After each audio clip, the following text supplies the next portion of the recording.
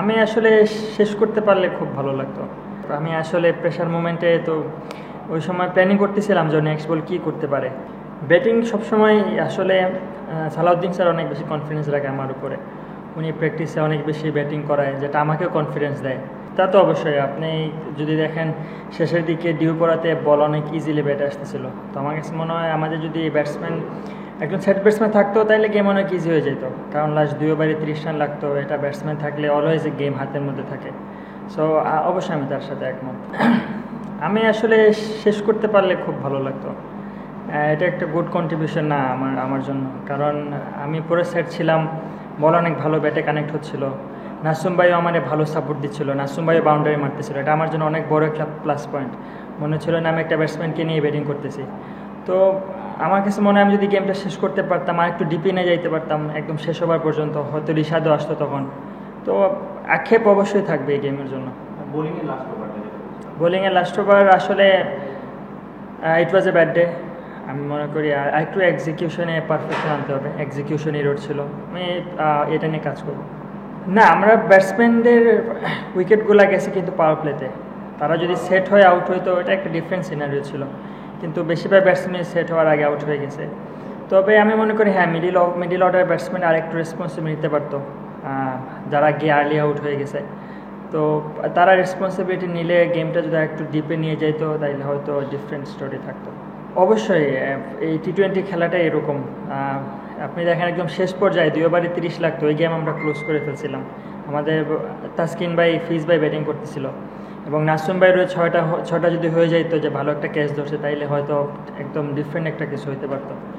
তো always chasable, ভালো উইকেটে 4 ওভারে 10 করে পার ওভার রান নেওয়াটা আমি মনে করি ইজি।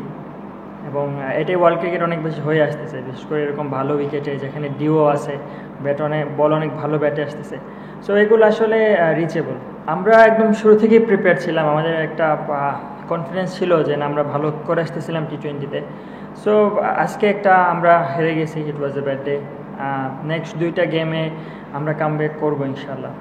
এখানে আর কোনো ব্যাকফুটে যাওয়ার চান্স নাই, কারণ আর একটা গেম হেরে গেলে আমরা সিরিজ হেরে যাব।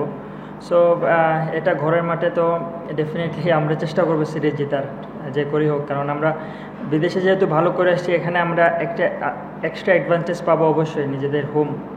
সো নেক্সট 2টা গেম আমাদের জিততে হবে। ব্যাটিং সবসময় আসলে সালাউদ্দিন স্যার অনেক বেশি কনফিডেন্স রাখে আমার উপরে। উনি প্র্যাকটিসে অনেক বেশি ব্যাটিং করায়, যেটা আমাকেও কনফিডেন্স দেয়। তো আমি চেষ্টা করি, এবং যারাই টিম ম্যানেজমেন্টে যারাই আছে, একদম প্লেয়ার্স থেকে শুরু কোচেস সবাই আমাকে বিশ্বাস করেই ব্যাটিংয়ে পাঠায় যে না তুমি রান করতে পারবা। সো এটা অবশ্যই আমাকে একটা কনফিডেন্স দেয়। আমিও চেষ্টা করি রান করার, হয়তো কোনো দিন হয় কোনো দিন হয় না, তবে চেষ্টা করতেছি কনসিস্টেন্সি আনার জন্য। আর ব্যাটসম্যানদের যে বিষয়টা বলেন, আমি মনে করি হ্যাঁ আরেকটু দায়িত্ববোধ নিয়ে আমরা ব্যাটিং করতে পারতাম একদম শুরুতে। তামিম যেরকম একটা স্টার্ট পাইছিল, আসলে খুবই ভালো একটা স্টার্ট। তার ব্যাটে প্রথমে গিয়েই মিডিল হয়ে যাচ্ছিলো ব্যাটে।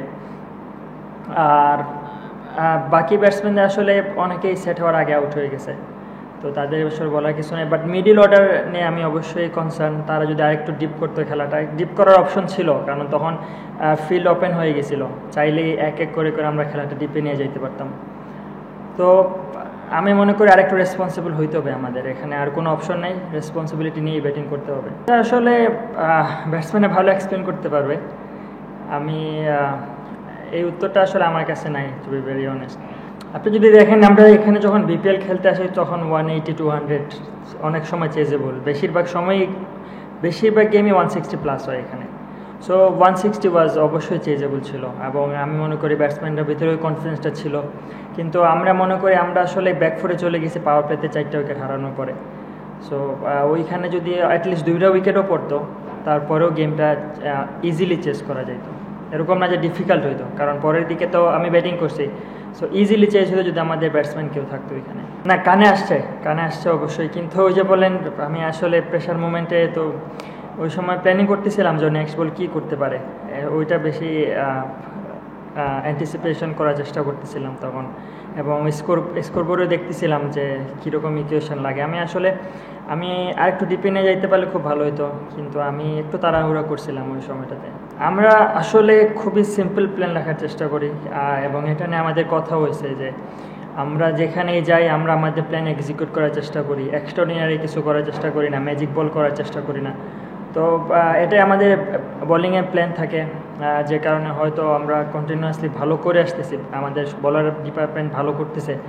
আর ফিজ ভাই তো অবশ্যই ইদানিং অনেক বেশি ভালো বোলিং করতেছে, ওনাকে মারা এতটা ইজি হচ্ছে না। আর নাসুম ভাই ডেফিনেটলি ভালো বোলিং করছে, রিশাদ আমি বলো ভালো বোলিং করছে, যদিও একটু এক্সপেন্সিভ হয়ে গেছিলো, বাট ও ব্রেক তো এনে দিছে আমাদেরকে।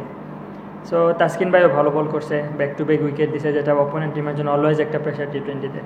সো বলাররা ভালো করতেছে, এবং আমি মনে করি এটার পিছনে মেইন রিজনটা হলো গিয়ে অনলি প্ল্যান এক্সিকিউট করা, এক্সট্রা কিছু চিন্তা আমরা করতেছি না।